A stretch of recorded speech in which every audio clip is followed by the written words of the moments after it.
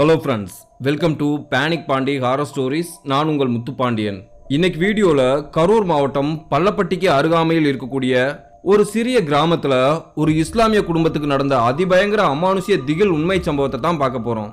இந்த சம்பவம் 2010ஆம் ஆண்டு காலகட்டத்தில் ஒரு நள்ளிரவு நேரத்தில் அந்த குடும்பத்து நபர்கள் ஒருத்தர் மாத்தி மாத்தி அடிச்சுக்கிறாங்க. அவங்க இந்த மாதிரி நடந்துக்கிறது அவங்களோட சுய நினைவுகளோட இல்ல. இவங்களோட எதிராளி அவங்க குடும்பத்து மேல இருக்க ஒரு பகைமை காரணமா ஒரு கெட்ட ஜின்ன ஏவி விட்டுருக்காங்க. அந்த ஜின்னுனால இவங்க குடும்பம் நில குலைஞ்சது மட்டும் இல்லாம ஒரு உயிரையே காவு வாங்குது. அதற்கு பிறகு அந்த குடும்பம் அந்த ஜின்னோட பிடியிலிருந்து முழுமையா மீண்டு வந்தாங்களா இல்ல அந்த ஜின்னால பழி வாங்கப்பட்டாங்களான்ற அதிபயங்கர அமானுஷ்ய திகில் உண்மை சம்பவத்தை கொஞ்சம் கூட த்ரில்லிங் குறையாம அப்படியே இந்த வீடியோல பார்க்க போறோம். இந்த ஸ்டோரிய தனியா உட்கார்ந்து படிக்கும் போது எனக்கே ஒருவித கூஸ் பம்ப்ஸா இருந்துச்சு. சோ எனக்கு ஏற்பட்ட அதே அனுபவத்தை உங்களுக்கும் இந்த வீடியோல ஷேர் பண்ணியிருக்கேன். இந்த வீடியோவை இதயம் பலவீனமானவர்கள், ஹார்ட் பேஷண்ட் யாராவது பார்த்துக்கிட்டு இருந்தீங்கன்னா தயவு செய்து ஸ்கிப் பண்ணிட்டு போயிருங்க. ஏன்னா இந்த வீடியோ அந்த அளவுக்கு பயங்கர டெரிஃபையிங்கா இருக்கும்.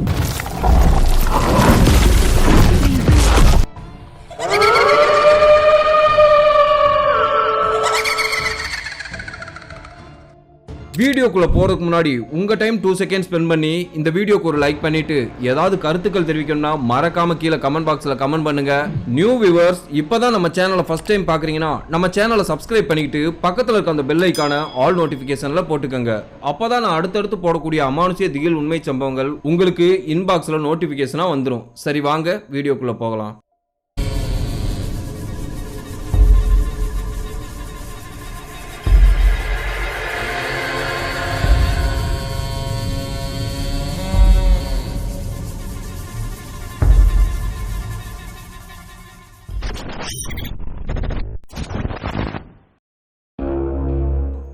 இந்த அமானுஷ்ய சம்பவம் நான் இன்ட்ரோல சொன்னது மாதிரி 2010ஆம் ஆண்டு காலகட்டத்தில் கரூர் மாவட்டம் பள்ளப்பட்டிக்கு அருகாமையில் இருக்கக்கூடிய ஒரு சிறிய கிராமத்துல தான் நடந்திருக்கு. இந்த சம்பவத்தை அதே பகுதியைச் சேர்ந்த இஸ்மாயில்ன்ற நம்ம சப்ஸ்கிரைபர் தான் நமக்கு ஷேர் பண்ணி இருக்காரு. இந்த சம்பவம் யாருக்கு நடந்துச்சுன்னு பார்த்தோம்னா இஸ்மாயிலோட கிராமத்துல வசிக்கக்கூடிய ஷேக் அலாவுதீன்ற இளைஞரோட குடும்பத்துக்கு தான் நடந்திருக்கு. இந்த ஷேக் அலாவுதீனுக்கு இந்த சம்பவம் நடக்கும்போது ஒரு 35 வயது இருக்குமா. சென்னையில ஒரு தனியார் நிறுவனத்துல வேலை பார்த்துட்டு வந்திருக்கு. அவருக்கு திருமணமாகி 2 ஆண் குழந்தைகளும் இருந்திருக்காங்க. இவரோட மனைவி பெயர் நூர்ஜஹான். அவங்களுக்கு ஒரு 30 வயது இருக்கும். ஹவுஸ் ஒய்ஃபா இருந்திருக்காங்க. இந்த ஷேக் அலாவுதீனோட அப்பா பள்ளப்பட்டி மெயின் ரோட்ல ஒரு கருவாட்டு கடை ஒன்னு நடத்திட்டு வந்திருக்காரு. அவர் இந்த கடையை அவரோட சின்ன வயசுல ரொம்பவே கஷ்டப்பட்டு ஆரம்பிச்சிருக்காரு. ஆரம்பத்துல சிறுசா இருந்த கருவாட்டு கடை நாளாக நல்லா பெரிய லெவல்ல டெவலப் ஆயிருக்கு. அவரால் அந்த கடையில தனியாளா வியாபாரம் கொடுக்க முடியாத அளவுக்கு பயங்கர பிஸியா இருந்திருக்காரு. அந்த சூழ்நிலையில தான் அவரோட தம்பி சவுக்கத் அலி வேலை இல்லாம சும்மா இருந்திருக்காரு. அவரை என்னோட கடைக்கு வா, உனக்கு நல்ல சம்பளம் தர்றேன், உன்னை நல்லா பாத்துக்கிறேன்னு சொல்லி முகமது அலி அவரோட தம்பியையும் கூட ஹெல்ப்புக்கு சேர்த்துக்கிறாரு. ஷேக் அலாவுதீனோட அப்பா முகமது அலி அந்த கருவாட்டு கடையை ரொம்பவே கஷ்டப்பட்டு ஆரம்பிச்சிருக்காரு. போக அவரோட நல்ல தன்மையான குணத்துக்காகவே வாடிக்கையாளர்கள் அதிக அளவுல வந்து குவிய ஆரம்பிச்சிருக்காங்க.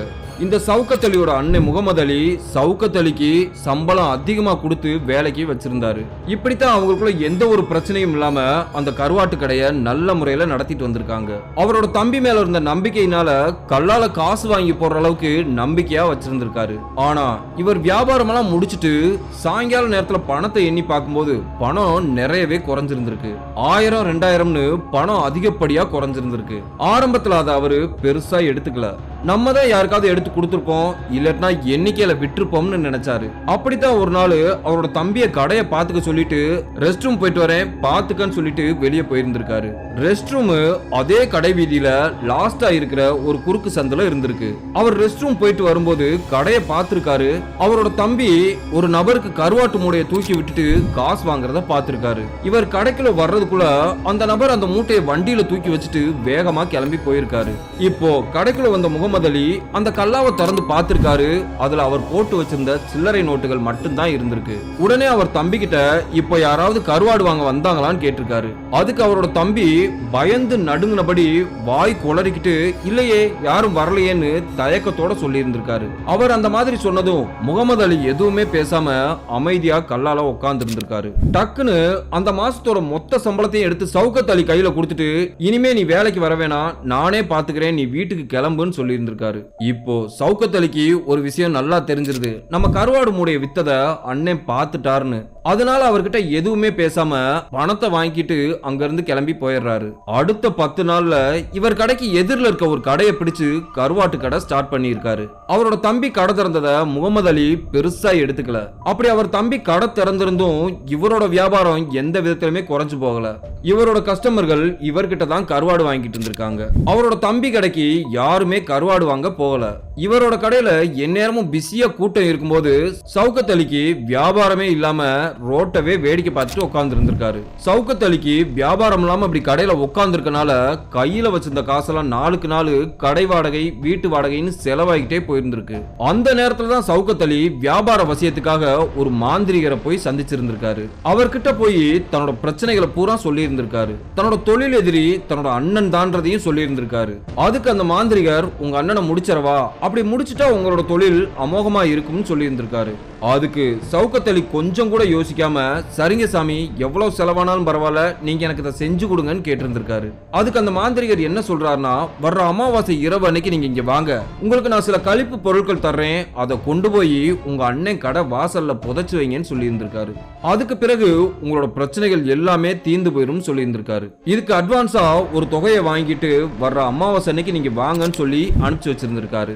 சவுக்கத் அலியும் அந்த மாந்திரிகர் சொன்ன மாதிரி அதே அமாவாசை அன்னைக்கு இரவு அவரை போய் சந்திச்சிருந்திருக்காரு. அவர்கிட்ட சில கழிப்பு பொருட்களை வாங்கிட்டு நேரா கடை வீதிக்குள்ள வந்திருக்காரு. அப்போ நள்ளிரவு 12 மணி இருக்கும். அவரோட அண்ணன் கடை வாசல் முன்னாடி போய் நின்னு சுத்தி முத்தி யாராவது பாக்குறாங்களான்னு கவனிச்சிருந்திருக்காரு. அப்படி யாரும் இல்லைன்றது கன்ஃபார்ம் ஆனதும் அந்த வாசல் பகுதியில அந்த கழிப்பு பொருட்களை தோண்டி புதைச்சு வச்சிருந்திருக்காரு.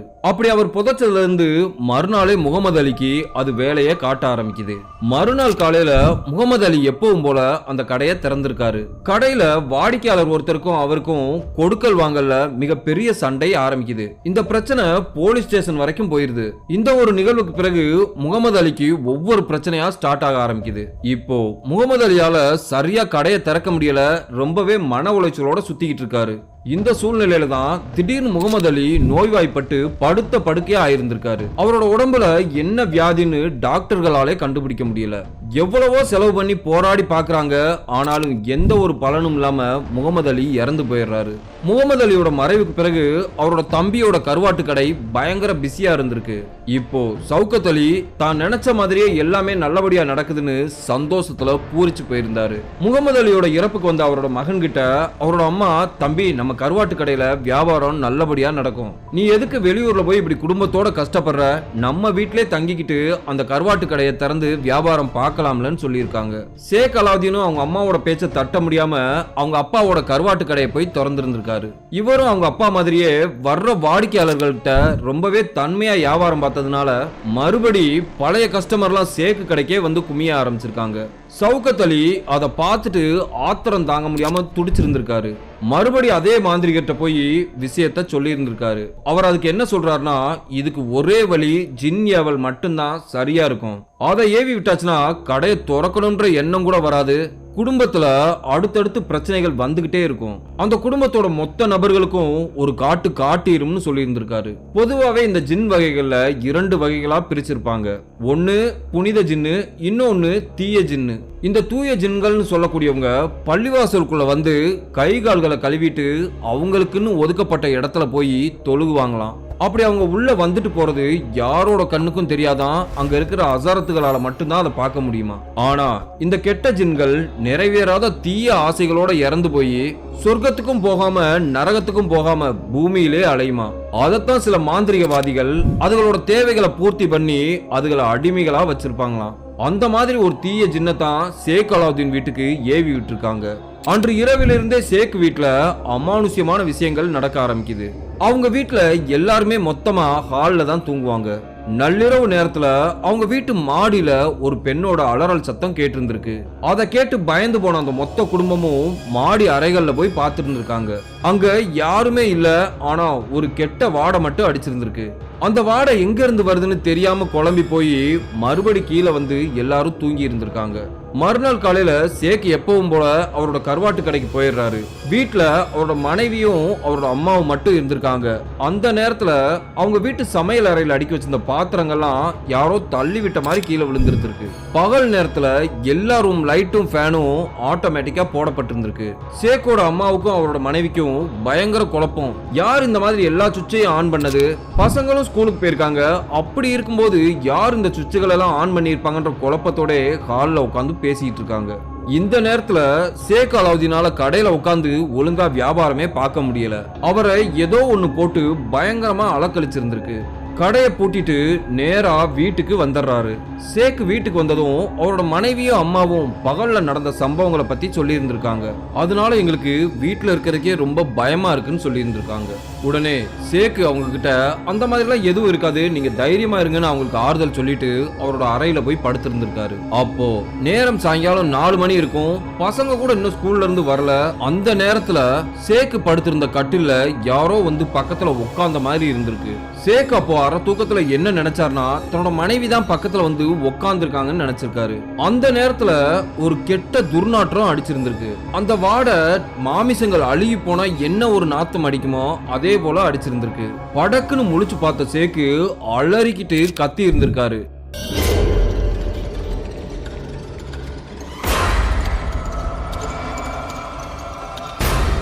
சேக் அந்த மாதிரி கத்துனதும் அவரோட அம்மாவும் மனைவியும் வேகமா வந்து என்ன ஆச்சுன்னு கேட்டு இருந்திருக்காங்க. அப்போ அவர் என்ன சொல்றாருன்னா, நம்ம வீட்டுக்குள்ள ஏதோ ஒரு உருவம் உலாவுது, இவ்வளவு நேரம் அது என் பக்கத்துல உட்காந்து என்னையவே உத்து பாத்துக்கிட்டு இருந்துச்சுன்னு சொல்லி இருக்காரு. அதை கேட்டு பயந்து போன சேக்கோட அம்மாவும் மனைவியும் வீடு முழுவதும் கழுவி விட்டு இருந்திருக்காங்க. சாம்பிராணி புகை காமிச்சிருக்காங்க.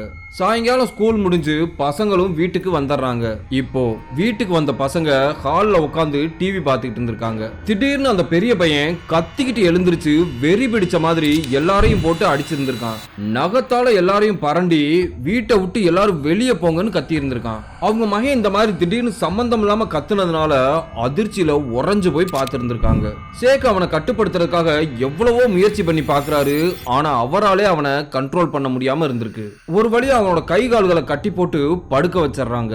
எதனால நம்ம மகன் இந்த மாதிரி நடந்துக்கிறான்னு எல்லாரும் யோசிச்சுட்டு இருக்காங்க. அந்த நேரத்துல சேக்கோட அம்மா உடம்புல அந்த ஜின்னு புகுந்துருது.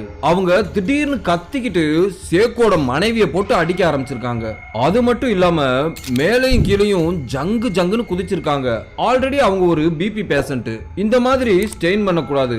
ஆனா அவங்க வழக்கத்தை விட அதிகமா ஜங்கு ஜங்குன்னு குதிச்சிருந்திருக்காங்க. அவ்வளவு அமைதியான குணம் படைச்ச அவங்க அம்மா இப்போ அக்ரெசிவா சேக்கையும் சேக்கு மனைவியையும் மாறி மாறி அடிக்கிறாங்க. மேலும் கடிச்சும் வைக்கிறாங்க. இப்போ என்ன பண்றதுன்னு தெரியாத சேக்கு அவங்க வீட்டுக்குள்ள இருக்க ஒரு பெரிய போர்வையை எடுத்துட்டு வந்து அந்த அம்மாவை அப்படியே பொத்தி கட்டி வச்சிருந்திருக்காரு. அவங்கள ஒரு அறைக்குள்ள போட்டு பூட்டி வச்சிடறாரு. உள்ள இருந்து பயங்கரமா கத்தி இருந்திருக்காங்க. இதனால அக்கம் பக்கத்துல இருந்தவங்க எல்லாம் ஏதோ பிரச்சனை போலன்ட்டு அவங்க வீட்டு முன்னாடி வந்து குமிஞ்சிடுறாங்க. வீட்டு கதவை தட்டி என்ன பிரச்சனைன்னு கேட்டு இருந்திருக்காங்க. அதுக்கு வெளியே வந்த சேக்கு, ஒண்ணு இல்லைங்க, சின்ன குடும்ப பிரச்சனை, நாங்க பேசி தீர்த்துக்கிறோம், நீங்க போயிட்டு வாங்கன்னு சொல்லியிருக்காரு. இப்போ வீடே ரொம்ப அமைதியா நிசப்தமா இருந்திருக்கு. கொஞ்ச நேரத்துல எல்லாரும் அப்படியே தூங்கி இருந்திருக்காங்க. இவங்க குடும்பம் அந்த ஏரியால ரொம்பவே வசதியான குடும்பம், கொஞ்சம் மரியாதையான குடும்பமும் கூட. நம்ம வீட்டுல இந்த மாதிரி நடக்குதுன்னு வெளியே சொன்னா அசிங்கம்னு நினைச்சாங்க. மறுநாள் காலையில பொழுது விடியுது. பசங்களும் அன்றைக்கு ஸ்கூலுக்கு போல. சேக்கும் கடை திறக்க போகாம எல்லாரும் வீட்டிலே உட்கார்ந்துருக்காங்க. இவங்க எல்லாருக்குமே உடம்பு அடிச்சு போட்ட மாதிரி வலி எடுத்திருந்திருக்கு. அன்று பகல் முழுவதும் யாருக்குமே எந்த பிரச்சனையும் இல்லாம அமைதியா தான் போய்கிட்டு இருந்துச்சு. அன்றைய தினம் சாயங்காலம் சேக்கோட மனைவி சமையல்கட்டுல டீ போட்டுக்கிட்டு இருந்திருக்காங்க. இவங்களோட மொத்த குடும்பமும் ஹால்ல உட்காந்து டிவி பார்த்துக்கிட்டு இருந்திருக்காங்க. அந்த நேரத்துல சேக்கோட மனைவி உடம்புல அந்த ஜின்னு புகுந்துருது. திடீர்னு அடுப்புல இருந்த பால் மொத்தத்தையும் தூக்கி கீழே ஊத்திட்டு கத்திக்கிட்டே ஹாலுக்கு ஒடியாந்துருக்காங்க. அப்படி கத்திக்கிட்டு வெளியே வந்தவங்க சோஃபால உட்கார்ந்து இருந்த சேக்கோட முடிய பிடிச்சு ஆட்டுன்னு ஆட்டி இருக்காங்க. எல்லாரும் மரியாதையா வீட்டை விட்டு வெளியே போங்கன்னு கத்தி இருந்திருக்காங்க. குடும்பத்துல இருக்க மொத்த நபர்களும் அவங்களோட மனைவியை அடக்கவே முடியாம ஒரு வழியா அடக்கி கட்டி போட்டு இருந்திருக்காங்க. இந்த அமானுஷ்யங்கள் தொடர்ந்து நடக்கிறனால இந்த மொத்த குடும்பமும் தூக்க மாத்திரைகளை சாப்பிட்டு சாப்பிட்டு தூங்கி இருந்திருக்காங்க. பல முறை ரத்த காயங்கள் ஏற்படுற அளவுக்கு ஒருத்தருக்கு ஒருத்தர் மாறி மாறி தாக்கி இருந்திருக்காங்க. இந்த அமானுஷ்யத்துல இருந்து விடுபடுறதுக்காகவே சாயங்கால நேரத்துல எல்லாரும் சாப்பிட்டுட்டு தூக்க மாத்திரைகளை போட்டு தூங்கி இருந்திருக்காங்க. இந்த மாதிரி அமானுஷ்யத்துல இருந்து தப்பிக்கிறதுக்காக இந்த குடும்பம் போகாத கோவில் இல்ல, போகாத தர்கா இல்லையா. ஆனா எந்த ஒரு சக்தியாலையும் அந்த ஜின்னை கட்டுப்படுத்தவே முடியல. இவங்க குடும்பத்தை ஆட்டி படைச்சுக்கிட்டு இருந்திருக்கு. இவங்க குடும்பத்துல நடக்கிற பிரச்சனையெல்லாம் சவுக்கத் அலி காதுக்கு போகுது. அதை கேட்டு ரொம்பவே சந்தோஷப்பட்டிருக்காரு. மேலும் இவங்க கடை தொடர்ச்சியா பூட்டி இருக்கனால சவுக்கத் அலிக்கு இப்ப வியாபாரம் அதிகமா நடக்க ஆரம்பிக்குது. அந்த நேரத்துல தான் அந்த சேக்கு குடும்பம் ஒரு மௌலானாவை போய் சந்திச்சிருக்காங்க. அப்போ அவர் என்ன சொல்றாருன்னா, சக்கரை பாவா தர்கால வந்து நீங்க ஒரு வாரம் தங்குனீங்கன்னா உங்க குடும்பத்தோட பிரச்சனை எல்லாம் சரியாயிரும் சொல்லி இருந்திருக்காரு. இவங்களும் அவர் சொன்ன மாதிரி அந்த தர்கால போய் ஒரு வாரம் தங்கி இருக்காங்க. எந்த ஒரு பிரச்சனையும் இல்லாம நல்லபடியா இருந்திருக்கு. இவங்க வீட்டை பூட்டிட்டு அந்த தர்காவுக்கு போன நேரத்துல அந்த ஏரியா மக்கள் பல முறை இரவு நேரத்துல அந்த வீட்டுக்குள்ள இருந்து ஒரு அமானுஷ்யமான அலறல் சத்தம் கேட்டதாகவும் ஒரு பெண் மரண ஓலம் எழுப்புற மாதிரியும் சத்தம் கேட்டிருக்குன்னு சொல்லியிருக்காங்க. அப்படி ஒரு வாரம் அவங்க அந்த தர்கால தங்கிட்டு மறுபடி வீட்டுக்கு வந்ததுக்கு பிறகு அந்த ஜின்னோட ஆட்டம் அதிகமா இருந்திருக்கு. இப்போ பகல் நேரத்திலே ஒருத்தர் மாத்தி ஒருத்தர் உடம்புல புகுந்து ரத்தம் வர்ற அளவுக்கு காயங்களை ஏற்படுத்துது. இந்த குடும்பம் வெளியில தலை காட்டுறதுக்கே பயந்துட்டு வீட்டுக்குள்ளே இருக்காங்க. வீட்டுக்குள்ள எந்நேரமும் சண்டை சச்சரவு சத்தம் கேட்டுக்கிட்டே இருக்கு. இவங்க வீட்டுக்குள்ள தொடர்ச்சியா சண்டை சத்தங்கள் கேட்டுக்கிட்டே இருக்கனால அக்கம் பக்கத்தினர் வந்து என்ன பிரச்சனைன்னு விசாரிச்சிருக்காங்க. அவங்க உள்ள வந்து எல்லாரையும் வியந்து போய் பார்த்திருக்காங்க. என்ன காரணம்னா இவங்க எல்லாரும் இழைச்சு போய் முகங்கள் எல்லாம் காயங்களோட இருந்திருக்காங்க. அப்போ பக்கத்து வீட்டுக்காரங்க என்ன சொல்றாங்கன்னா, உங்க வீட்டுல என்னதான் பிரச்சனை, எதுக்கு எல்லாரும் இந்த மாதிரி காயங்களோட பேய் பிடிச்ச மாதிரி இருக்கீங்கன்னு கேட்டு இருந்திருக்காங்க. அப்பதான் சேக்கோட மனைவி அவங்க எல்லார்கிட்டையும் நடந்த விஷயத்த சொல்லி இருந்திருக்காங்க. உடனே அந்த கூட்டத்துல இருந்த ஒரு நபர் இவங்களை கேரளால இருக்கிற சோட்டானிக்கரை பகவதி அம்மன் கோயில் கூட்டிட்டு போனோம்னா சரி பண்ணிடலாம்னு சொல்லியிருக்காரு. அங்க போயாச்சுன்னா எப்பேற்பட்ட பிரச்சனையும் கட்டுப்பட்டுரும்னு சொல்லியிருக்காரு. இவங்க தெருமக்கள் எல்லாரும் ஒன்னா சேர்ந்து கேரளால இருக்கிற சோட்டானிக்கரை பகவதி அம்மன் கோயிலுக்கு கூட்டிட்டு போயிருக்காங்க. அவங்கள பார்த்ததுமே அங்க இருந்த மாந்திரிகர் கண்டுபிடிச்சாரு இவங்க வீட்டுல ஏதோ ஒரு கொடிய ஜின்ன ஏவி விட்டுருக்காங்கன்னு. அதை ஏவி விட்டவங்க இவங்களோட ரத்த சொந்தத்தை சேர்ந்தவங்க. அது உங்க வீட்டுல இருக்கவங்க எல்லாரையும் முடிச்சு கட்டுறதுக்காகத்தான் காத்துக்கிட்டு இருக்கு. எங்க மாந்திரிகர்கள்ல இருந்து ஒரு 3 பேர் வந்து அங்க யாகம் வளர்த்தாச்சுன்னா அந்த ஜின்ன ஈஸியா வெளியேற்றிடலாம். இதுல என்ன ஒரு பிரச்சனைனா, அப்படி அந்த ஜின்ன வெளியேற்றியாச்சுன்னா அதை யார் ஏவுனாங்களோ அவங்களுக்கே மறுபடி ஏவலா போய் சேர்ந்துரும் சொல்லியிருக்காரு. அது யாருன்றத உங்களுக்கே காட்டி கொடுத்துரும். மேலும் அது அவரை பழி வாங்கிரும் சொல்லி இருந்திருக்காரு. இப்போ கேரளாவில இருந்து இவங்க கூட ஒரு 3 நம்பூதிரிகள் தமிழ்நாட்டுக்கு வந்திருக்காங்க. இவங்களோட வீட்டுக்கு வந்து அவங்களோட ஹால்ல மிகப்பெரிய பூஜைகள் பண்ணி இருந்திருக்காங்க. அந்த ஜின்னை கட்டுப்படுத்தி உன்னை யார் ஏவுனது, என்ன காரணம்னு கேட்டிருக்காங்க. அந்த ஜின்னு இவங்க கேட்ட கேள்விகள் அத்தனைக்கும் பதில் சொல்லி இருந்திருக்கு. இப்போ அந்த ஜின்னு என்ன சொல்லுதுன்னா, இவங்களோட ரத்த சொந்தத்தை சேர்ந்த ஒருத்தர் தான் என்னைய ஏவி விட்டுருக்காரு. என்னோட வேலை என்னன்னா, இந்த குடும்பத்தை சேர்ந்தவங்க எல்லாரையும் ஒருத்தருக்கு ஒருத்தர் அடிச்சு பிச்சுக்கிட்டு பைத்தியம் பிடிச்சு தற்கொலை பண்ண வைக்கிறது தான் என்னோட வேலையா ஏவப்பட்டிருக்குன்னு சொல்லியிருக்கு. நான் வந்த வேலையை முடிக்காம இங்க இருந்து போக மாட்டேன்னு கத்தி இருக்கு. அந்த மாந்திரிகர்கள் விடாம அந்த யாகத்தை வளர்த்ததும் அந்த ஜின்னு பயங்கரமா வீச்சுன்னு கத்திக்கிட்டு அந்த வீட்டுல இருந்து ஓடி இருக்கு. அது பாக்குறதுக்கு எப்படி இருந்துச்சுன்னா, ரொம்பவே வளர்த்தியா கருப்பான புகை மாதிரி கொடூரமா இருந்திருக்கு.